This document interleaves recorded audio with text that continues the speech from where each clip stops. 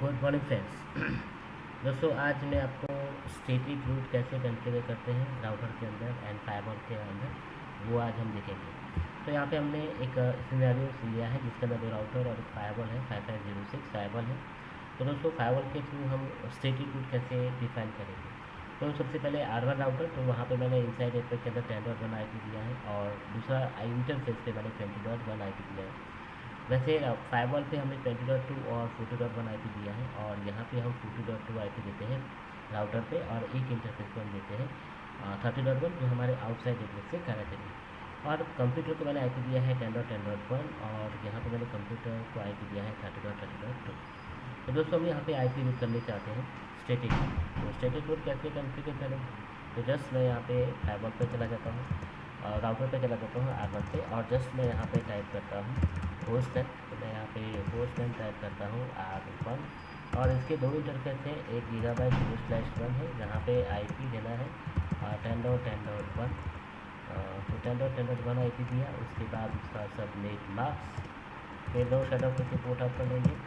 फिर interface GB/0/1 0/0, तो ये पोर्ट 20.1 के साथ कॉन्फ़िगर करना है। तो GB/0/0 और IP एड्रेस वहाँ पे देना है 20.20.1 और उसका सबनेट मार्क्स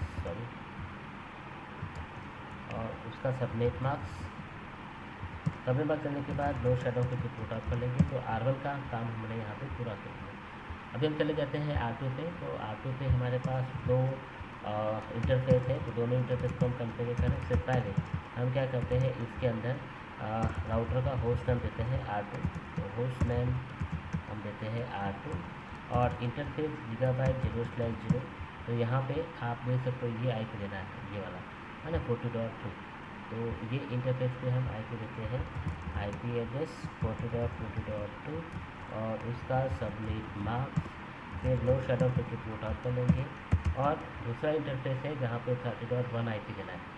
तो हम इंटरफेस GB/0/1 पे जाते हैं और IP एड्रेस 30.30.1, उसका सबनेट मार्क्स और नो शट डाउन करके पोर्ट ऑफ कर लेते हैं।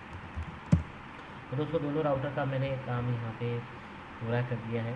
ओके, दोनों इंटरफेस को हमने कॉन्फ़िगर कर दिया है। अब बारी आती है हमारे फायरवॉल पे।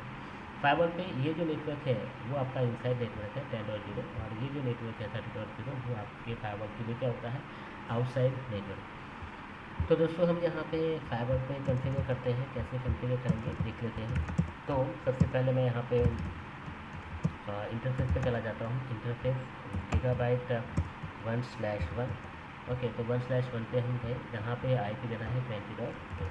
तो मैं IP एड्रेस दे दूँ इससे पहले हम इसको कनेक्शन को आइडेंटिफाई करते हैं कि हमारा एक इनसाइड नेटवर्क है। आउटर को बताना पड़ता है, फायरवॉल को बताना पड़ता है कि इनसाइड एक प्राइवेट नेटवर्क है। फिर हम सिक्योरिटी लेवल देते हैं 100 और फिर हम IP एड्रेस कॉन्फ़िगर करते हैं उसके लिए 20.20.2 और 255.0.0, ये उसका IP एड्रेस। लो शट ऑफ करके पोर्ट ऑफ कर दिया। दूसरा फायरवॉल का इंटरफेस है 1/2, तो उसको भी हम कॉन्फ़िगर करते हैं। तो GB/1/2 और वहाँ पे सिक्योरिटी लेवल दे उससे पहले नेम प्लेस नेम इफ़, ये हमारा एक आउटसाइड नेटवर्क है तो आउटसाइड इसकी सिक्योरिटी हम लोग देते हैं। तो सिक्योरिटी लेवल हम यहाँ पे जरूर कॉन्फ़िगर करते हैं। IP एड्रेस वहाँ पे देना है तो वो आप ही देते हैं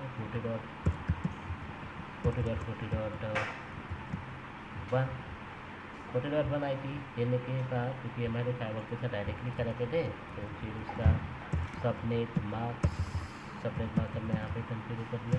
okay, no shut down and exit. तो इस तरह से आपने एक फायरवॉल पे अपने इंटरफेस कॉन्फ़िगर कर दिया। अब आप यहाँ पे जब शो IP रूट करके चेक करेंगे, सॉरी शो रूट चेक करेंगे, तो यहाँ पे कोई राउटिंग नहीं है, कोई स्टैटिक रूट यहाँ पे हमने किया नहीं। तो हम स्टैटिक रूट यहाँ पे प्रोवाइड करने वाले हैं। तो सबसे पहले हम R1 and R2 router clear कर लेते हैं। तो R1 के अंदर आपके अननोन रूट कौन से हैं, तो एक फॉरवर्ड 40 है और एक 30 है, ये दोनों रूट ऐड करेंगे। सिमिलर R2 के अंदर भी अननोन नेटवर्क कौन सा है, तो एक होता है आपका 10 का नेटवर्क और एक होता है आपका 20 का नेटवर्क। तो चलो रूट ऐड कर लेते हैं।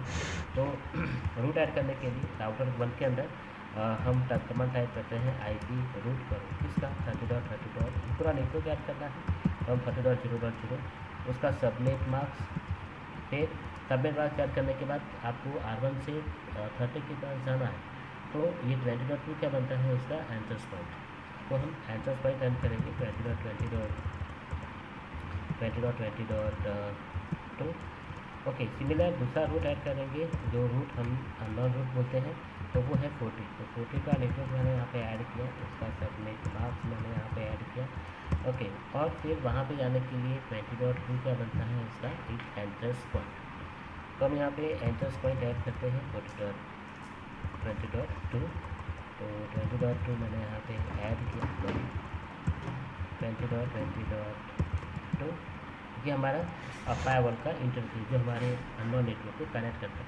तो दोनों इनपुट ऐड करने के बाद हम यहाँ पे फायरवॉल पे R2 पे जाते हैं, और R2 के अंदर भी दो नेटवर्क ऐड करना बाकी है।